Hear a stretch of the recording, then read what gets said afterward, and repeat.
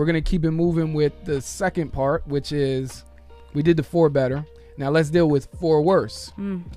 This is where we're dealing with the tougher or more challenging aspects of marriage. Yeah. Especially trying to live out a biblical marriage. Yeah. How hard, and we kind of briefly touched on this earlier with forgiveness, but how hard is it to forgive the other person whenever they are not acting in a way that you feel like they deserve your forgiveness? Because there's many times when we're just stubborn and we don't want to forgive the other person or say sorry. But how about when the other person is just straight up wrong? Right. And you still have to show forgiveness to them. Right. One thing I'm sorry. No, go ahead, sis. I just think of Christ. Like, imagine how many times a day we offend him. Like, and how many times we're forgiven. Like, it's hard because we're still human and we have these feelings and emotions involved, and we usually tend to go by how we feel. So if you're not feeling like you want to forgive this person, you don't have to. But most times you just gotta go against how you feel and do what you know the scriptures tell you to do, is to forgive 70 times 7. Right. Which is hard. So Turn the other cheek. 77, like that applies to marriage too. Yeah. Dang, man, I'm probably up to 70 times 70 in our marriage. Yeah. Yeah, I think it's helpful too, and I think we talked about this before on the podcast, but forgiveness is also decisional. You know, so that's important to remember, because you can forgive no matter how you feel. Sometimes people wait to feel a certain way in order to, you know, or in order to convince themselves that they've forgiven. But it's decisional. It's a decision you make, and then forgiveness becomes a process. You know, it's a process of letting go, you know, and so as long as you're working towards that, as long as you, again, remember the gospel, remember Christ, that process, you know, it's a process, you know. Sometimes forgiveness isn't just, okay, I'm just going to let this go and everything's good. It's you recalling the forgiveness you've been given and extending that to the person who offended you, your husband or wife, and then walking that out as a process. You know, it really requires sometimes the training of your mind, because you're recalling sometimes what happened or what took place. That's not helpful. And that's why it talks about, you know, thinking on good things that are godly, things that are pure, things that are lovely, Christ, thinking about him. And so it's a process, and there's some real hurt in marriages, man. There's adultery that took place. There's things that happen in people's marriages that are, you know, that are deep. So I'm not saying it's just a once and done, everything's, you know, now cloudy and good and flowery or whatever. Right. No, that's not the case sometimes. Forgiveness sometimes is ugly. It's hard. Yeah. And it's a cross. Yeah. You know what I mean? And so we have to carry that cross sometimes. But there's life in that too, because you begin to conform to be an imitator of God at that point. You know, so we know there's some people out there that are really hurting, so it's a process. It can be a process. And I would also add that, and we touched on this a little bit earlier when we talked about counseling and having somebody check in on you. There is a danger with harboring unforgiveness and pretending I was a professional at that. I would just harbor unforgiveness in my heart and pretend that everything was fine, because nobody was really checking on me. And so it got to a place that when things were really difficult, I had unforgiveness in my heart from years. And if it's okay to say, there was a time in our marriage where both of us were thinking, we're just going to throw in the towel. And it was hard. And, you know, you start plotting in your head, you know, well, I'm just going to do this and that. I'm going to move out, and I'm going to, you know, it'll be better anyway. And so all of that was because I was harboring unforgiveness in my heart and never dealing with it. And then once times got tough, those things just surfaced, and I didn't even understand why. So.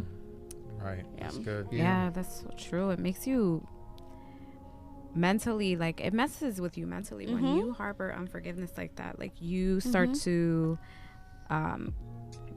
react a certain way, and you don't even realize it. Like, Yeah. why am I acting like this? Well, you still are holding this unforgiveness towards your spouse or whoever it is that offended you. Yeah, I totally agree. And it could be with you on that something one. small. It could be, you know, I remember one of the things that hurt me like very early on in my marriage is when I got pregnant with Zion, which is our first. I have an older son that came into the marriage with me, but our first son, Zion, I was pregnant with Zion, and I remember thinking to myself at that time, like, you know, that my husband wasn't caring for me and loving me. And even after I had Zion, I had that unforgiveness in my heart because I felt like he didn't care and whatever. My mind was just going and going. But for years I held that. You know, it could be something super small. Maybe you wanted to be a stay-at-home mom and your husband said we can't make that work, and you harbor that that in your heart. So I would say make sure somebody's checking you. Right. Yeah. So we're talking about forgiveness, and also what about, because this is I'm sure this is very common. Sometimes it's not even forgiving mistakes. It's just having to look past and maybe show mercy whenever we see a person's flaws. Flaws in marriage, things that we never saw when we first got married, or things that developed halfway into our marriage and stuff like that. Right. I think there's so many moments where there's things about each other that we just have to say, you know what, that's just the way that he or she is wired. And just show mercy. Yeah. I can be like OCD about certain things, and Tiff just has to look past that sometimes. Yeah, he's very meticulous. I'm kind of like free-spirited. Yeah, I'm just like whatever. See the way that I'm answering questions for her. Very. I don't even know. Like it just, but it can annoy me. Okay, he's very particular. And it just annoyed me yesterday. Actually, he did something that annoyed me so bad, and he knew it. He's like, "Am I annoying you?" He said it on purpose. Like finishing your sentences, right? No, you did something yesterday. He's just so organized with everything. Like his brain is just very organized. And yesterday he did something. I forget what it was. It's funny, but it was so annoying to me. It's just like, that's annoying. Why would you do that? Just being myself. I swear. She forgot, so she forgave. Right. Yeah. Right. And there goes one of those flaws right there. Tiff is like very forgetful. So like, well, we both that could be to your advantage, though. I know, it does help, but then sometimes it doesn't. And I'm like, yo, like that's something that I don't think I can fix. Like, yeah, that's something that I can give her some B6, B12 vitamins, and it's just not working. So well, okay. If I can be honest here, I was diagnosed with ADHD when I was a kid. My mom was like, I'm not putting my kids on meds. So we kind of just grew up with it. Like I've been fine, but my brain gets so scattered. I'm forgetful. Yeah. So he just remembers things for me. That's why that's okay. That's why he's partnered with you. Yep. We balance each other out because I remember too much. Yeah, he does. So when it comes to infidelity, a lot, and this is something that somebody else asked in the comment section earlier. How do we deal with that? Because technically from the scriptures, we have legit reason to divorce. But I'm of the mind state where I'm like, I can't see myself walking away from her if she was to be unfaithful, because God has shown me much greater grace, much greater mercy. Right. Yeah. How do y'all feel about that? Especially you being a pastor. How do you tell people about, like, when you explain that to them in marriage counseling or even pre-marriage counseling? Well, again, it goes back to the bigger picture of marriage. You know, pointing to that and talk about covenant keeping as much as possible, the gospel, and also being careful, you know, giving people room to work out some of the issues imperfectly. So when there's a violation in a marriage, you know, something as deep as adultery or something like that, I've learned to allow people room to work issues out imperfectly. You know, I've seen you guys do that too. Like, yeah, I've it's not witnessed pretty, and it's not going to be. You know, we're talking about sin, and so allowing people room to do that is helpful.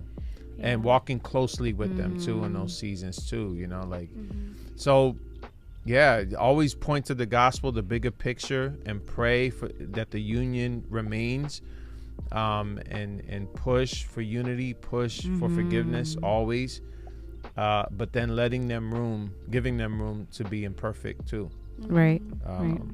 And yeah, just making yourself available is important for the couple. Yeah, that's good. That's good.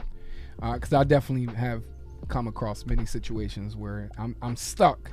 Because I know that I say that I wouldn't walk away from a marriage because of infidelity, but then there's situations where I'm just like, yeah, dang, I would walk away from that. Yeah. I don't know how you still put up with Pastors that. have to deal with these realities. Like, I remember, I know of couples that, the husband cheated on somebody else's wife, and were both members of a church. So those issues had to be dealt with. So there's some like stories, some good stories that came out of that, but some like messy, some permanent damage too. Yeah. That took place. Divorce happened, and the separation happened, and the church pretty much was wounded. Sin. That's what sin does. Right. You know what I mean? But when you're talking about a couple that you're walking with, I think that's where you really got to be careful. Be biblical, be patient, and allow people room. Yes, I can't emphasize that enough. Allow people room to be imperfect, man. Jumping on people all the time about things is not healthy, but walking with them, embracing them, always being inviting to them, that's important for a community too. That the church that's so be true that way. Yeah, and we talked about this one of the episodes from before, where our marriage plays directly into the way that the church is growing and being formed. Yeah, well, Corinthians tells us that. I mean, when Paul was, I think it was the church of Corinth, he says, make sure that there's no immorality in your church. So, when whether you're single and you're fornicating and you're a member, or you're married and you're committing adultery, whatever it is, whatever sin you're dealing with, that you're affecting the body, and it has more. It has a bigger effect than what you realize. Yeah. I've even seen marriages destroyed by finances. Like, oh my goodness, bad finances. And then you have somebody that is just bad with finances, and that can destroy marriages. Like, it can destroy trust, it can destroy so many things in the marriage. But overall, I've seen people just walk away from situations because of how bad the financial situation which is was. not and you work in a bank. divorce. You work in a bank, so you see this. Yeah, or the opposite. There's somebody, got an inheritance or whatever it might be, and they take that and leave. I mean, there's the finances. It could really damage a relationship. Yeah, Is there any advice that you would give to a married couple out there concerning finances? Actually, I'll be transparent. Finances for us was the big thorn in our flesh for many, many, many, many years. And we till this day have different thoughts on what it should look like. But he does run our finances in our family. And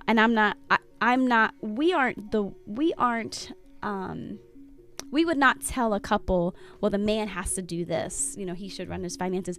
Whoever's most gifted, that's who should be doing it. But the husband should definitely be involved.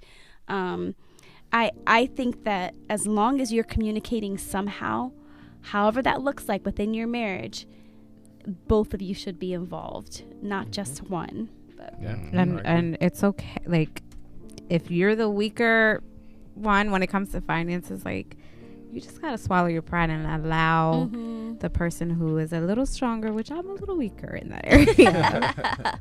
So I do let my husband, be in charge of the finances. Was that last night? Yeah, we just had a financial meeting last night. See, I don't call financial meetings. Wayne does. This is his brain, how his brain works. So he wants to have a meeting. Meeting. So we have a meeting, and I was like, gosh, I feel like we're in a bit, like, I had a whole attitude.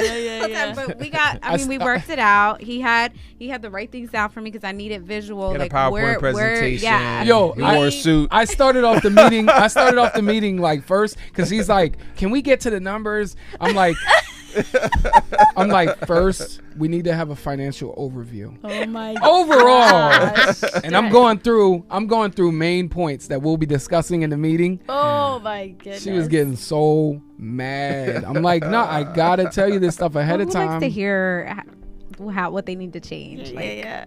Right. I don't necessarily like hearing that. Yeah. Mad funny. But so yeah, it's helpful. And I really honestly like love that about my husband, that he does care about our finances, that one of us do care, because if we both didn't, then we'd be in big trouble. Right. So the fact that he keeps an eye on it, like, babe, we gotta slow down, we gotta meet up and figure something out, because we did too much spending. This, like, if it was up to me, I wouldn't check. I would just be spending, like, let's go to Burger King, everybody's getting burgers. It's like it's just when it talks, like, in the book of Acts where it says, like, you just lay down everything at the apostles' feet. Tiff might do something like that, for real. Like, that's how he was. Oh my goodness, man.